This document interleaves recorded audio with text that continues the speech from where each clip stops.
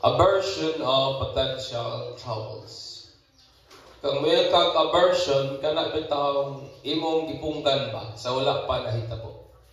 Imuhang gipunggan sa wala pa o sa dili pa mahitabo mga igsoon. Ang atong pagpamalandong makuha nato from the book of 1 Samuel 25:14 down to 31. O ang version nga akong gigamit is a New Living Translation. O dili na lang ako nabasahon kaya ako gihapon ang tagod-taguron sa mga punto nga ako ang i-present aning oras sa mga igsoon.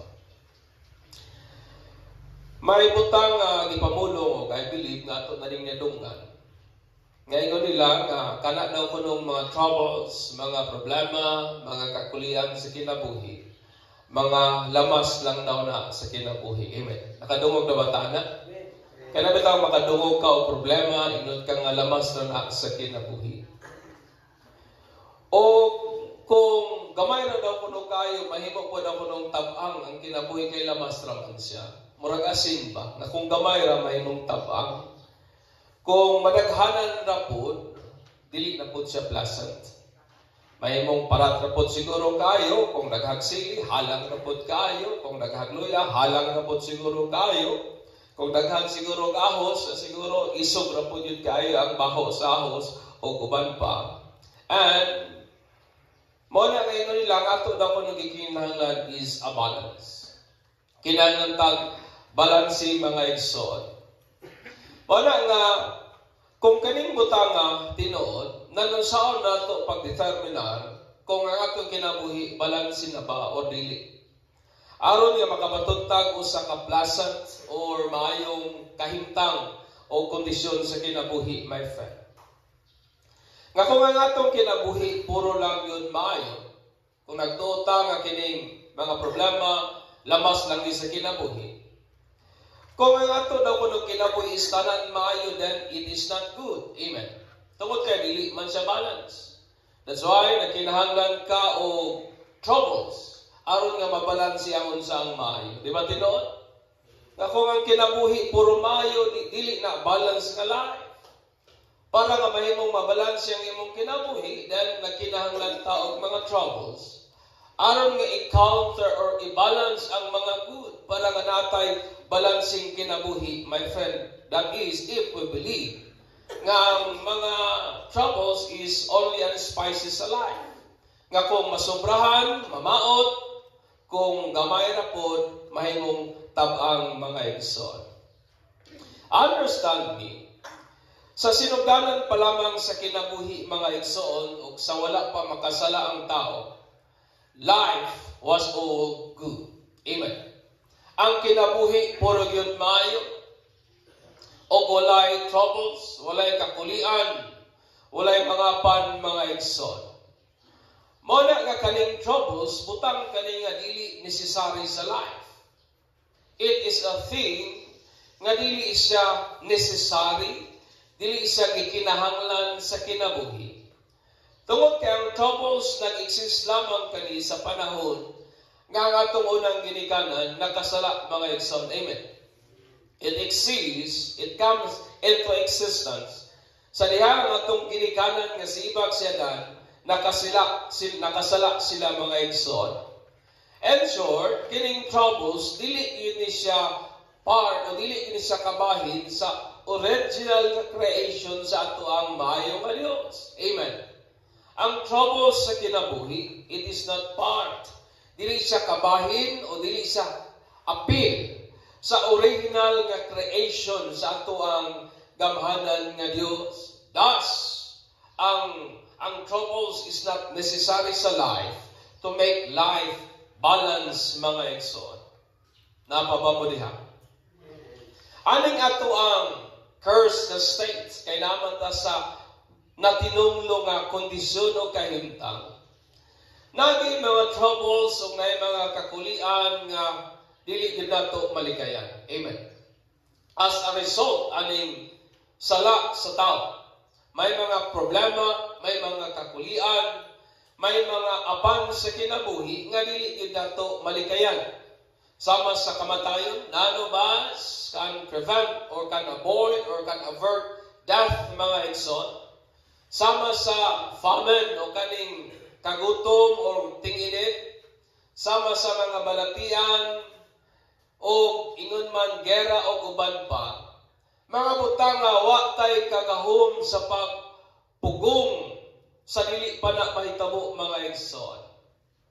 Apan apoy mga troubles nga pwede nato kayang mapunggan. Amen. Nay nga butang nga kaya natong mapunggan sa dili pa kani mahitabo sa dihang potential pa lamang kani mga igsoon, sama sa butang nga gibuhat ni Abigail sa mangyalamon niya nga pag-manage sa potential nga problems o man ang account sa atong pagapamalandungan karon. Ang kinabuhi ni Abigail kung sa Bisaya pa, nga iya pang prevent, iya pang i-avert ang potential nga problema sa wala pa kani nahitabo mga igsoon. Kani si Abigail usa kini ka gwapa o intelihente nga babae. O ang iyang pagka-intelihente, ang iyang pagka-bright, iyang ipadayag sa very crucial nga time sa kinabuhi. Kay sa kinabuhi kining atong kaalam nagakaipadayag baya sa panahon nga medyo kuyaw o medyo delikado. Sa panahon nga crucial mga igsoon. Nga magyalamon niyang i-avert ang potential nga troubles nga diin nagapadulong sa iyang panimalay o niyaning mga lessons of life nga itong makatunan. Gikan kang Abigail sa kung giyon sa niya pag-avert, wisely pag-avert ang potential nga troubles that are coming mga igsoon ngadto sa ilahang panimalay. Una is iyahang i-figure out unsay angay pagabuhaton. Figure out what to do in verse 14 to 17. Ingon ang Bible, meanwhile, one of Nabal's servant went to Abigail and told her, David sent messenger to the wilderness to greet our master, but he screamed insult at them. So sa gibuhat daw ko ni Nabal, iyang gisingkahan, gisagit-sagitan, ginsulto ang mga sulugo ni David. This man had been very good to us, and we never suffered any harm from them. Nothing was stolen from us the whole time they were with us. In fact, day and night they were like a wall of protection to us and the sheep. 17 ingon niya, you need to know this and figure out what to do. Ingon ang mga sulugon, dapat kang masayod ani o huna-hunaa unsay angayan nga buhaton. For there is going to be trouble for our master and his whole family. Kay naay problemang dangatan sa ato ang agalon o sa tibok niyang panimalay. Ingon niya, he is so ill-tempered. Mali si Nabal, isa kining atong agalon, sa puton kayo. Di nimo masabtan ng kinaya o dili magpa-istorya. Anong ingon sa iyang servant? Walay maka-istorya niya mga igsoon. According po sa Hebrew nga tradition, aning panahonan? According sa Hebrew nga tradition, nga kanabitang pagkuha o balhibo sa mga karniro, ginabuhat ka na nila o sa ka feasted ka celebration. Kung ilan ang bata, it means nga grabe ang kaon, grabe ang paghudyaka, grabe ang inom. Tungod kay ilan ka nang gina-celebrate, pag-celebrar sa kadagaya ba sa tag-iya sa mga karniro. O nasayot tayo sa Bible nga kanin si Nabal, usagid ka dato kay nga tao nga naay 3,000 ka karniro o usa ka libo ka mga camel. Nganing panahon na naga-sharing siya sa Carmel o kanabitang nagakuha og balhibo sa karnero sa Carmel. And then, nag-ibuhat ni David, nagpadala siya na pulo niya ka mga messenger. Uban ang iyang personal greetings, ingon niya nga kadto kang Nabal nga, nanghinaot siya nga, taas paunta ang iyang kinabuhi. Nanghinaot siya og kalinaw, nga sa tibuok, nga naa kang Nabal. Og ingon pag si David nga, Samtang ang iyang mga karniro o magbalantay naa sa Carmel, ingon pag ni David nga mo silang giproteksyonan. O walay nawala sa ilahang mga karniro, kay anak nga panahon, daghan og mga kawatan, daghan og mga tulisan. Ingon pagalit sila, nga kini daw po ng mga soldier ni David, nahimong daw pader that protected them day and night. O in return sa usay gibuhat ni David ngadto kang Nabal o sa iyahang kaning source sa iyahang income mga igsoon, naghangyo lamang si David nga pagkaon ba. Kay aning panahon na nag-andam si Nabal og daghang pagkaon para sa iyahang nagakuha og balhibo sa mga karniro niya ba. And so naghangyo si David nga maski pagkaon lang, sumala sa kung unsay igahatag o igadalit ni Nabal mga igsoon. Apan, luyo ni anang tanan, instead nga i-grant ni Nabal ang hangyo ni David, iyahay noong giinsulto si David. Ingon pagali ang Bible nga gisyagitan pa niya ang mga messenger ni David. Tungod niya na nga rason, gi-blame pagali ni Nabal si David for having no food. Ingon pagali ni Nabal nga ani ra bang panahon na daghang mga sulugoon nga miikya sa ilahang mga agalon. Sa lakton nga pag-istorya ingon ni Nabal katurang David nga magmirisi, patuga-tuga mo og kanang himo og dili mao, and then karon mangayo og tabang nako. Because gi-blame ni Nabal si David for having no food, mga igsoon. Pagkadungog ani ni David, mga igsoon, hasta gid niyang sukuan. Kaya siyempre, nanguli na yung messenger, the same message ang ilahang gipaabot kang David, sa usay gibuhat sa ilaha ni Nabal, mga igsoon. Pagkadungog ni David, hasta gid niyang sukuan. O ingonan sa anak dayon niya higayon, iyang isugo ang iyang 400 ka elite nga mga soldiers. Iyang isugo ang iyang 400 ka mga batid, maayo nga mga sundalo, to arm themselves. Ilahang itakin ang ilang mga sundang, and then, nagmarsya na sila paingon sa balay ni Nabal, aron pagapatyon siya o ang tibuok nga mga lalaki sa iyahang panimalay. Nakuha niyang senaryo. So, naay padulo nga problema.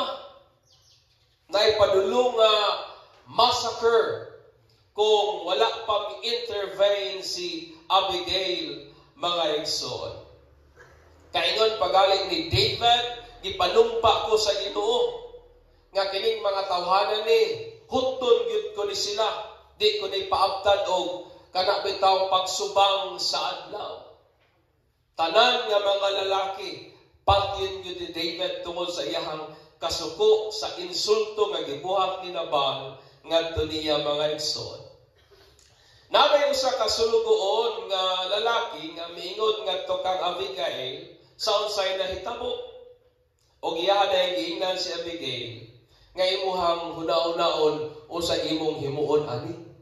Kay naay problema, you must figure out what to do. Tungod kay ingon ang iyang servant, tungod kay dili namo masaligan si Nabal aning crucial nga panahon. Tungod kay si Nabal, ingon pa sa servant, it is a worthless fool and no one can speak to him. Di ba problema magning kaning batasan sa taong adi magpaistorya? Mo ni ang problema ni Abigail because ang iyang husband dili maistoryahan. Ingon pagali sa buang-buang pagani, worthless fool. Si Abigail, mga igsoon, naminaw siya intelligently sa taho sa maong servant about sa nagaabot o paabotay nga troubles. Sa diyang ang young man ingon nga iyang husband is such a worthless fool o wala gyud maka-istorya niya. Si Abigail, mga igsoon, wala niya gikasukan, wala niya gisingkahan ang mga batan o young man for saying such honest word. Amot kung kaha kamo ingnon ato, di ba kaha ninyo kasukan tong nag-report sa inyo ha? Nga ma'am, naingaling na hitabo ma'am, kay nagibuhat imong bana nga buang-buang. Di kaha nyo kasukan katong nagtaho, nganong mag-ingo magkagingan akong husband, etc. Pero si Abigail, mga igsoon, so si Abigail, iyang figure out ang unsay angay buhaton because she listened intelligently, not emotionally. Usahay manggod sa pag-avert nato sa mga troubles.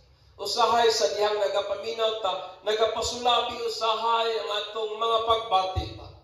Rason o hinungdan nga dili ta makapangbalansi o taro. Pero si Abigail, naminaw siya intelligently. Wala niya gipairal ang iyang pagbati, kay kung ang pagbati iyang gipairal, maybe, matabunan ang maayong desisyon ngayang pagabuhaton at that moment, mga igsoon. Sa kinabuhi nato, maybe ang uban or kita siguro, may mga butang kitang nahimo nga pwedeng mo cause o lain nga trouble. Sama kang nabalba. Ang iyang pag-insulto kang David, may resulta o posibleng problema. O katong problema, ma-massacre ang tibuok niyang pamilya. Nga kung dili nato ma-avert, kung dili nato mapunggan sa dili pa mahitabo, then it cause another troubles, mga igsoon. Muna nga ang gibuhat ni Abigail, mag-ialamo niya i-figure out unsay angay buhaton, while ngang trouble, it is still potential, mga igsoon. Amen. Kana bitang iyang ibalansi unsa may angay na kung buhaton ani kaning problema, dili pa man ni problema. Mahimo pa ning problema kung dili nako ni i-avert. Mahimo ning problema kung dili nako punggan. So ang gihimo ni Abigail, she wisely figure out unsay angay buhaton in response sa potential na troubles that are coming, mga igsoon, sa ilahang panimalay. So unang butang atong makatunan diri is figure out what to do. Amen. Huna-hunaa, timbang-timbanga, balansiha, unsay angay buhaton. Ikaduha, act urgently or without delay. In verse 18 down to 23. And 18, ingon niya, Abigail wasted no time. Wa mag-usik-usik og panahon si Abigail. Wa siya mag-Facebook pa siguro. Wa siya siguro dito magbigat, etc. Pagkadungog niya, kabalo siya sa angay buhaton, then, ingon ang bago, she wasted no time. She quickly gathered 200 loaves of bread, 2 wineskins full of wine, 5 sheep that had been slaughtered, giihaw na daan, nearly a bushel of roasted grain, 10 clusters of resin, and 200 fig cakes. She packed them on the donkeys and said to her servant, "Go ahead." Iya pang ipauna niyang sulugon. O niya, "I will follow you shortly." Musunod na gidayong ko ninyo. But wala niya giingnan na iyang husband sa unsa iyahang gibuhat. And as she was riding her donkey into the mountain ravine, she saw David and his men coming toward her. So padulong na silang David, doon na silang balay. David had just been saying a lot of good it did to help this field. Daghang kong gibuhat na maayo ng tawhanan ni. Ingon pa ni David, we protected his flood and the wilderness, and nothing he owed was lost or stolen. But he was repaid me evil for good. Pero sa gibuhat aning tawhana, gibasnan kong dautan sa maayo na kong gibuhat niya. Ingon din ang Bible. May God strike me and kill me if even one of his household is still alive tomorrow morning. Ingon ni David ka, patyon ko sa Ginoo kung kaning tawhanan ni may usa nga lalaking ibili nako sa ilahang panimalay. Hasta yung sukuang David, mga igsoon.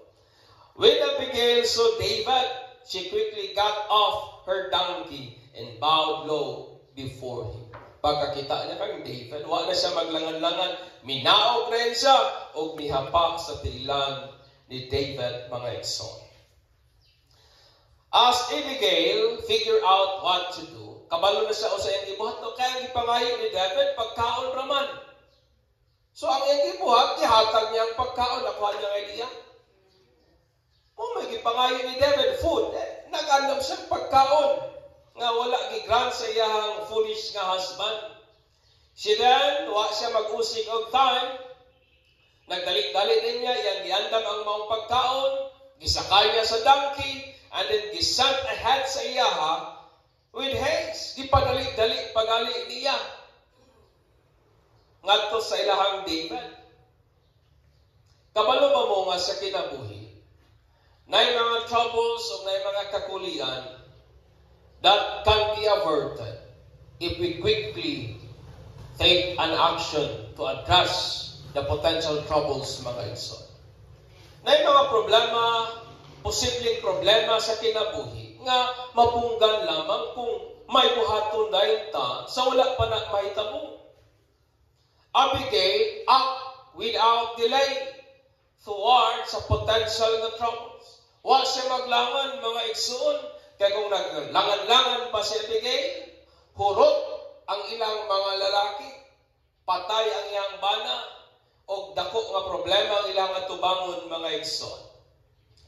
Wala pa nato ma-realize sa kinabuhi nga na mga kakulian sa atong kinabuhi nga nag-abot because we act late sa pag-address niini while nga tanak dili pa problema.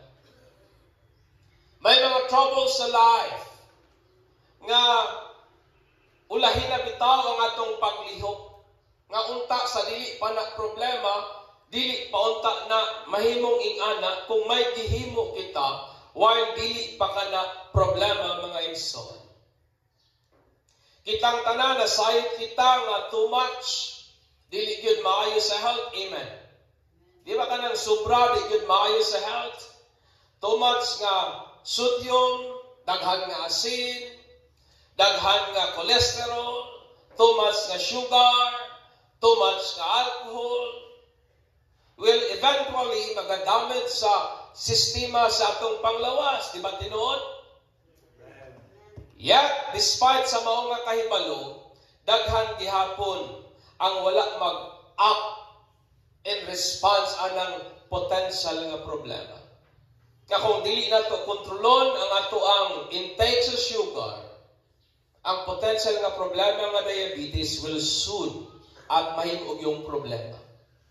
Kung dili ta mo take action sa too much nga intake sa sodium or sa asin, ang potential nga problema nga magka-trouble ang atong kidney will soon become a problem. Kaya nga naman, while nga naa pa tayo mahimo, wag man tayo gihimo. Di ba tinuod? Napapa mo dihay, mga igsoon. And then ang uban, na may gibuhat sila, pero uwahin na ang tanan. Ayaw pa niundang og inom, busted na ang atay. Ayaw pa naglikay soft drinks, taas na kayo sugar. Ayaw pa nagkontrol og kaon og rice, nga nagmintinar na og insulin. Some people, kabalo sila nga muna'y dangatan, yet wala sila gibuhat. Di ba ang kinabuhi ing anak? May mga troubles sa life na malikayan man unta. Pero while napatay may himo, we act nothing. Unya ra naglihok sa dihang nanay gitangag nga problema. Di ba tinuod, mga igsoon? Amen. We know nga marital unfaithfulness will destroy family. Nasayod ta nga kaning dili pagkamatinud-anon sa relasyon diha sa managtiayon, muguba yung panimalay, yat daghan gihapon wala miundang, maski may kadaot ng nahitabo, mga igsoon. May mga family issues that goes from worse to severe. May mga problema, relasyon sa panimalay, nga gikan ba sa kanang medyo gamay pero nagkagrabi. Mga problema nga gamay pero nagkagrabi mga igsoon. Tungod sa rason nga while nga ang pain, while nga ang sama, kaya pauntang mahilot. While nga ang troubles, kaya pauntang nga i-fix. Wa may gibuhat mga igsoon. Di act nothing. Understand. Tanawan ninyo ni. Nasayot ta nga kining atong mga anak naging mga dili mga maayong batasan, di ba tinuod? Kining mga kabataan nato ba naagid sila yung mga dili mga maayong batasan. Bisan pag unsaon nato og lantaw-lantaw naging part nila nga makuyawan yung taglantaw nga kung ingon ta kining tawhanan ni kung di gyud di mapitol ako'y kuyaw. Kadungog naman ang istorya.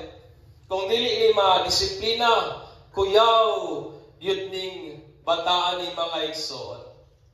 Nasayot ta nga makita nato uban may kabalo na mangupit, kabalo na mangawan, dili gyud maayo na og manners, uban kahit ulo, uban dili magpaistorya, ug uban pa kung wa tay buhaton ug dili nato siya disiplinahon, while nga napa sila sa atoang poder, while nga bata pa sila, it would be troubles when they become old. Di ba tinuod? Kaingon ta nga problema yun ning bataan di ni mapitol ba. Problema yun ning bataan ni pagdako na ni kung di yun ni term nato, kung di yun ni maputlag sungay. Mo na term nato. Kung sa kawayan pa, kung di yun nato ni mabawog mintas dili pa bahay. Problema yun ni kaya kawayan ako no pag bawgo ni mong gahi na mo mulaptik na ba? It means musukol na. Yet, daghang mga ginikanan nga wala nila mind kanang potential nga troubles. And then, ayha na pagkadako nag-ingon, problema ko sa akong anak, bra. Napa ba mo diha? Di ba tinuod?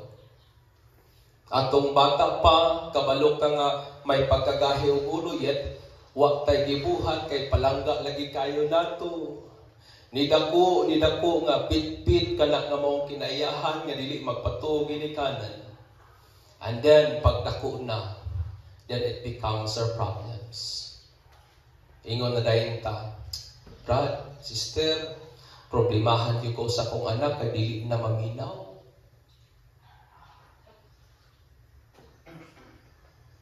Di ba tinuod? Nga while nga napaon tatay mabuhat, we did nothing. Wala tayo ibuhat to avert the potential troubles nga itong nakita sa unahan. Amen. Ang realidad igsoon mao kani, daghan sa mga tao wala nila gina-address ang potential na troubles. Wala nila gina-address ang troubles while it is still yet a potential. Wala nila gina-address ang problema while nga nakabalo sila nga mahimo ng problema kung wa sila ibuhaton ba. Kanang pagkagahit ulo sa atong mga anak, problema man tana pag-abot sa panahon kung wa tayo buhaton karon. Kanang pagka supakiro sa atong mga anak, pagka kusog magtubag-tubag sa atong anak, kung wa tayo buhaton anak karon, problema tana pag-abot sa unahan kung wa kay buhaton karon. Amen. Yan daghang mga tao, wa na nila gilantaw nga problema, wa na nila gilantaw nga potential nga problems. Ayha na lang nila i-address pag problema na. Ayha lang nila i-address pag naan na. Murag sakit ba? Kabalunta nga sige tagkaog kay hindi madaot ang atong ipon. Yet unya ra nato una-unang problemaha pag sakit na ang ipon. Naunta, mapunggan man na, mitas wa pa magsakit o madaot ang ipon, di ba tinuod? Mao na mga igsoon, ang challenge nato nining sa iyong kabuntagon. Thus, let us act without delay to address sa mga potential nga dangers so that mapunggan nato ni from turning it into problems. Amen. Ato bang paningkamutan uban sa tabang sa Ginoo, dili ta mag-usig og panahon. Let us act quickly sa pag-address sa nakita nato nga posibleng problema kung wala tayo buhaton. O dili na nato hulaton nga mahimo pa ng problema ay hata maglihok mga igsoon. Amen. Di ba tinuod? Ang gibuhat ni Abigail, wa siya mag-usik o panahon. Amen. Act urgently or without delay. Ikatlo, take personal responsibility. In verse 24 to 58, ingon ni Abigail, she fell at his feet and said, I accept all blame in this matter, my Lord. Ingon ni Abigail, Lord, kung naman kayo masulod, ako na. Ako mooy i-blame o akong gidawat ang tanang pag-blame, my Lord. Ingon pa niya kang David. Yeah, please listen to what I have said to you. I know Nabal is a wicked and ill-tempered man. Di yun maayong batasan. Please don't pay any attention to him. He is a fool, just as his name suggests. But I never even saw the young man you said, ingon niya, pero wa mong kung nako nakita tong mga batanon nga imong gipadala kay anak ora sa wa ko diha, ingon pa niya. Now, my Lord, as surely as the Lord lives, and you yourself live, since the Lord has kept you from murdering and taking vengeance into your own hands, let all your enemies and those who try to harm you be as cursed as Nabal is. And here is a present that I, your servant, have brought you and your young man. Please forgive me if I have offended you in any way. Siya pa nangayong pasaylo. The Lord will surely reward you and with a lasting dynasty, for you are fighting the Lord's battles and you have not done wrong throughout your entire life. Si Abigail, mga igsoon, diha sa pagkamapainubasan ng iyang giakop ba ang kaakuhan sa sayop na nabuhat sa iyang bana. Or wala niya gidipinsahan ang fault sa iyang husband nga mao si Nabal. Abigail took personal responsibility, mga igsoon, sa troubles nga gibuhat sa iyang foolish nga husband. Ingon niya, I accept all the blame in this matter, my Lord. Please forgive me if I have offended you in any way. Clearly, kasi Abigail, iyang giangkod ang personal nga kaakuhan sa troubles nga gibuhat sa iyang husband. Akong pangutana, unsa kahay mahitabo kung si Abigail wala manginlabot sa troubles nga nabuhat sa iyang husband? Kung ningon si Abigail nga awa ko'y labot, ana, problema ra na sa akong bana. Iya ra na, nga nung damayon man ko, iyahan ang desisyon. What would happen? Mga matay ilahang mga lalaki. Amen. Nga kung iyang gibasol-basol ang iyang husband instead of taking responsibility. Nga ningon si Abigail, kanigin akong bana, wag gilipuangon ba? Instead, doing action kay ang problema nga paingon. Usahay na ba, pag naay problema, ang ato na bang primerong response, magbinasulay. Di ba? Ikaw manggod, tanawa ra. Pero si Abigail, wa niya blame na niyang husband. Yet, she took personal responsibility sa maong nahitabo mga igsoon. Kaya kung si Abigail, wa siya gibuhat, siya yun po mismo mapagan sa problema. Kung si Abigail, wa siya gihimo, siya mismo mga igsoon magproblema po apil nga luman, kay mga matay ang ilahang tibuok nga mga lalaki, o wala na mo bantay nila, wala na magpastol sa ilahang mga karnero, camel. In short, they become vulnerable sa mga kawatan o mga robbers. In short, kung wa siya gibuhat, magproblema gihapon siya. Sa kinabuhi nato, may mga troubles nga nahitabo because we did nothing. Amen. May mga troubles nga nag-aabot sa kinabuhi because wa tay gihimo pag-prevent, pag-stop while dili pa na problema. For doing nothing will never avert the troubles. Kaya kung wala tayo buhaton, dili yun na mupugong sa posibleng problema nga mudangat mga igsoon. Amen. Muna kung dili ta mo take of personal responsibility, kita nga ginikanan, maingon bitaw ta nga problema na nimo amahan ang pagpadako sa imong anak. Kay ako, lahi pud ning ako kung wa kay buhaton, problema gihapon na nimo. Di ba tinuod? Mapaganta. Tanawon ning katilingban atong ikuyan karon. Daghan kay tag makita nga mga batan-on nga sayo kay nagbisyo, mga batan-on nga paniwala sa ilahang ginikanan, kung wa tay buhaton na problema tana pag-abot sa panahon. Di ba tinuod? Nakakita ka batang kamay, kabalo na mangawat, yet you did nothing. Kaya mong huna-huna, problema na sa ginikanan. Pero hinumdumi, kining akong iingon, problema gihapon ta na because someday somehow, kung kanang mata mahimong mat-ana sa pagpangawat, posibleng atong balay gihapon ang kawatan ana pag-abot sa panahon. Then it becomes our problem. Amen. Kaya usahay, wala maguta, nag-take of personal responsibility. Problema ni mo na, brad. Lahi po ning akong problema. But remember, mapagang gihapon ta pag-abot sa panahon. And when trouble comes, we will still inescapable. Dili gihapon ta maka-ipsot sa consequence of doing nothing. Amen. O bitaw ni ako mga pag-umangkon, makita na ko sa lagi pagkagahing ulo. Pero sa amin ko nga problema na sa akong manghod na iya matagpadako og mga anak. Ako lahi ilahalay, pero I realize nga dili di ay. Kaya nga naman, kung kanang mga bata managko nga problema sa katilingban, problema gihapon ako na. Kaya nga naman, dili gihapon na mudagan, mangayog tabang, o etc. Diba?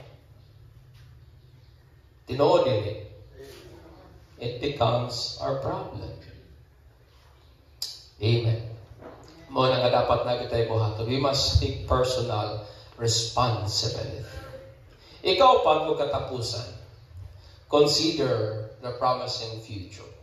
In verse 30 to 31 in the Bible, when the Lord has done all He promised and has made you leader of Israel, don't let this blemish on your record and your conscience won't have bear the staggering burden of needless bloodshed and vengeance. And when the Lord has done these great things for you, please remember me, your servant. Si Abigail po, wisely nga iyang reason kang David, kay lisod na ba istoryahon ng taong nasa kasuko? Di ba tinuod? Amen. Kana ninyong ba na nasa kasuko? Lisod na istoryahon oy. No? Masipyat kag istorya, mupasilaog pa na sa ilahang kasuko. Di ba tinuod? Dapat kabalo yung ka mag-alam-alam. Kabalo yung ka mo pili sa istorya nga dili makapadugang sa iyang kasuko. So ang gibuhat ni Abigail, ni-reason siya, aning David nga nasa kasuko, sa iyang ugma, sumala sa saad sa Ginoo.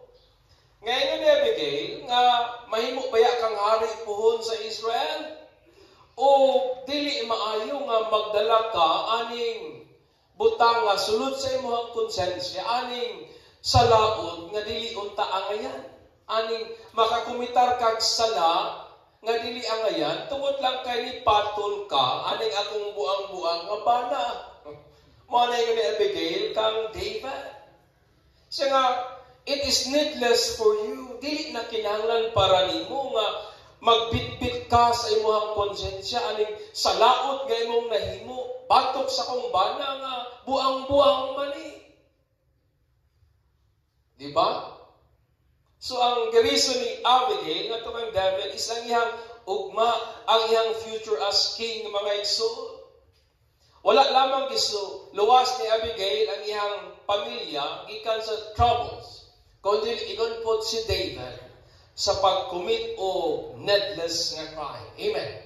Iya pong gisave si David sa pagbuhat og salaot nga dili angayan o di nagikinahanglan igsoon.